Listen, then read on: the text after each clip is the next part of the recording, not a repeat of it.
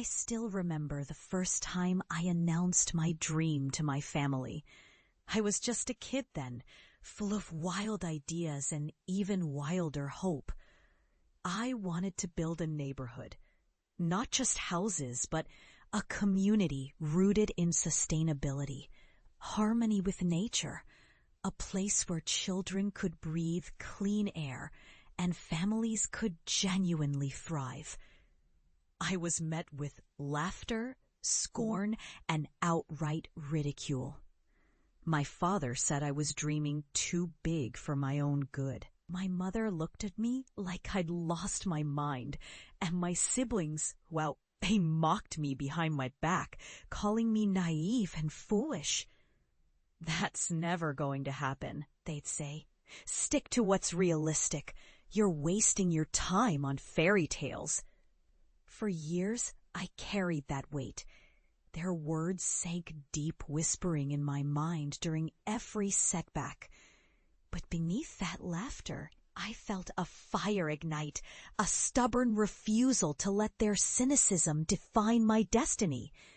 When I was ousted from a leading urban planning firm after exposing corrupt deals and unethical practices, the betrayal was brutal. They'd labeled me a troublemaker, a threat to their dirty deals. I was cast aside, humiliated publicly. That moment standing there betrayed by the people I trusted shattered my career but ignited my resolve. I knew I couldn't go back, not as I was. Instead, I reinvented myself as a community-driven architect, dedicating every ounce of my energy to a new kind of urban development, one rooted in eco-friendliness, recycled materials, and sustainable living. Every project I took on was a battle against skepticism. The world saw it as naive, a pipe dream. "It's too expensive," they said. "It won't work." "You're just wasting resources on a fantasy." But I pressed on. Years passed. Every challenge was a test of my grit. There were moments I wanted to give up, funding falling through, community leaders dismissing my ideas, environmental regulations that felt like insurmountable walls. But I persisted. I poured my heart into transforming barren lands into thriving ecosystems, urban jungles where nature and humanity coexisted in harmony. Slowly, the skeptics' voices faded into the background. My work gained recognition, awards came, and my projects became models. I proved that eco-friendly housing from recycled materials wasn't just possible, it was profitable, beautiful, and vital for our future. And now, after years of relentless effort, I finally found myself back home, standing in front of the land that once seemed like a lost cause, now a lush, vibrant community. The land I had turned into a testament to resilience, innovation, and hope. I returned not just as a successful architect, but as someone who had transformed despair into triumph, ridicule into respect. The day I arrived was ordinary in appearance, but monumental in meaning. My family was there, mother, father, siblings, all watching in silence. I walked through streets lined with green rooftops, solar panels, gardens bursting with life, and children playing in open-air spaces surrounded by towering trees.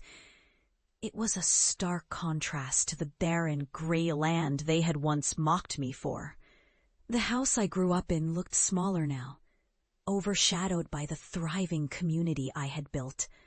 They saw me then, not as the naive dreamer they dismissed, but as a creator of something real, something lasting. The moment was inevitable, yet profound. My father, who once scoffed at my ambitions, looked overwhelmed, his face a mixture of pride and disbelief. My mother's eyes welled up with tears, and my siblings stood silent, faces blank with shock. And then I did something I never thought I'd do in front of them. I took a deep breath, looked directly into their eyes, and spoke.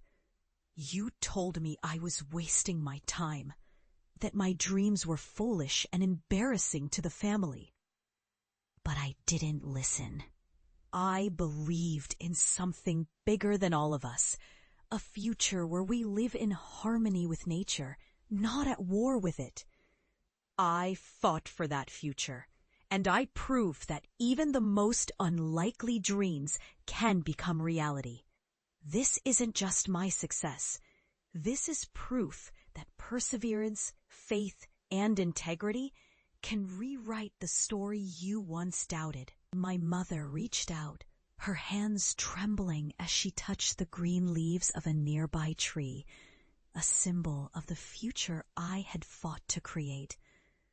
In that moment, I saw their faces change, no longer dismissive, but contemplative, humbled. They had watched their own doubts turn to admiration, their harsh words into silent apology. I felt a profound sense of catharsis, justice not in revenge, but in truth, letting the peaceful community I'd built speak for itself. I had transformed the land my family once derided as wasteland into a sanctuary, proof that hope, effort, and unwavering belief can conquer even the deepest cynicism. As I walked away, I realized that this wasn't just about proving them wrong. It was about proving to myself that I was capable of shaping a better world. Despite betrayal, mockery, and setbacks, every brick, every tree, every home was a testament to resilience, to the power of holding on to your vision when the world tells you to give up. And here's the truth I carry now. No matter how harsh the judgment, no matter how steep the climb, your dreams are worth fighting for. Because in the end, the world doesn't just need more buildings or greener streets. It needs the courage of those who dare to believe in something better, even when everyone else dismisses it as impossible. That's the real victory. That's the legacy I leave behind. Not just a thriving community, but a reminder that sometimes the greatest triumph comes from enduring the worst and rising above it, turning your scars into stars.